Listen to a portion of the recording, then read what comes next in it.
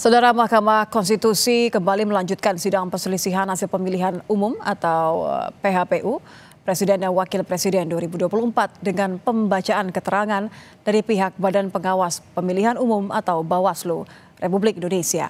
Bawaslu menyebut telah melakukan tugas pencegahan sebanyak 141.008 upaya pencegahan yang dilakukan dengan bentuk surat pencegahan, himbauan, dan lain-lain. Bawaslu juga telah melakukan penindakan laporan sebanyak 700 temuan dan 1.526 laporan penanganan pelanggaran pemilu. Selain itu, Bawaslu juga telah melakukan penyelesaian 289 sengketa proses pemilu. Selamat malam, salam sejahtera untuk kita semua. Ketua dan Hakim Konstitusi. Bawaslu telah melakukan tugas pencegahan sebanyak 141.008 upaya pencegahan yang dilakukan dalam bentuk surat pencegahan, himbauan, dan lain-lain. 2. Bawaslu telah melakukan tugas penindakan terhadap temuan dan atau laporan sebanyak 700 temuan dan 1.562 laporan penanganan pelanggaran pemilu. Dan 3. Bawaslu telah melakukan tugas penyelesaian sengketa proses pemilu sebanyak 289 sengketa proses pemilu. Perkembangan terkini mengenai sidang sengketa hasil Pilpres 2024 dilaporkan oleh jurnalis Kompas TV Deni Putu Trisnanda dari Gedung Mahkamah Konstitusi. Putu, selamat malam. Apa saja yang menjadi sorotan dalam pembacaan keterangan Bawaslu di sidang sengketa Pilpres di MK malam ini?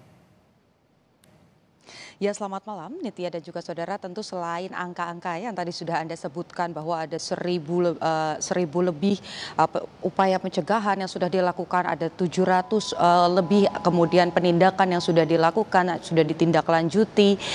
Tetapi juga ada beberapa poin-poin yang kalau kita dengarkan tadi dari laporan yang disampaikan oleh Bawaslu atau jawaban yang diberikan Bawaslu kepada Majelis Hakim ini kemudian menarik karena ini merupakan unsur-unsur yang masuk dalam petitum baik itu kubu 01 dan juga kubu 03. Bagaimana kemudian tadi terkait dengan kenaikan tunjangan Bawaslu, salah satunya ini disampaikan bahwa meskipun memang ada kenaikan tunjangan yang disebut dalam petitum ini dalam waktu-waktu yang krusial, tetapi menurut Bawaslu hal-hal tersebut ini sudah dalam pengawasan OJK, kemudian juga sudah dalam keputusan yang ada sudah diatur sebelumnya. Jadi ini sebetulnya tidak berpengaruh sama sekali kepada independensi dari Bawaslu sendiri.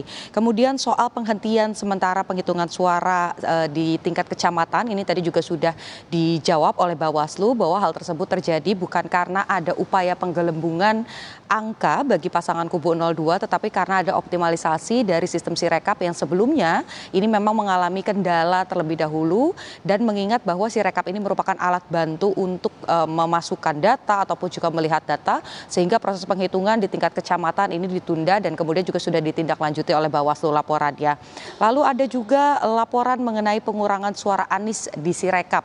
Nah, ini juga dijawab oleh Bawaslu bahwa hal tersebut sayangnya meskipun laporan ini sudah masuk tetapi tidak bisa ditindaklanjuti karena disebut ini tidak memenuhi syarat material begitu ya, jadi tidak bisa ditindaklanjuti oleh Bawaslu.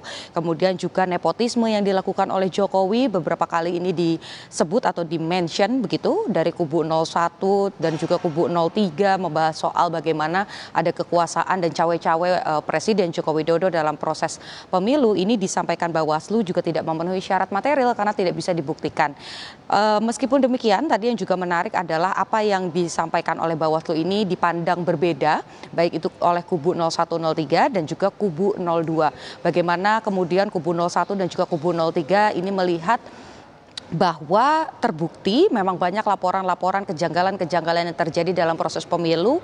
Jadi ini diartikan sebagai bentuk di dalam proses pemilu, sebagai bentuk yang kemudian ada kecurangan di dalamnya, ada kendala, ada masalah di dalam proses pemilu. Sementara kubu 02 sebagai pihak terkait, yakni kubu Prabowo Gibran, ini justru melihat dengan banyaknya laporan tersebut tetapi tidak bisa ditindaklanjuti karena kurangnya alat bukti atau minim syarat material, ini justru membuktikan bahwa meskipun ada yang bermasalah pada dalam prosesnya, tetapi ini tidak ada kecurangan di dalamnya, sehingga kita masih menantikan bagaimana nanti pekan depan ada agenda lanjutan.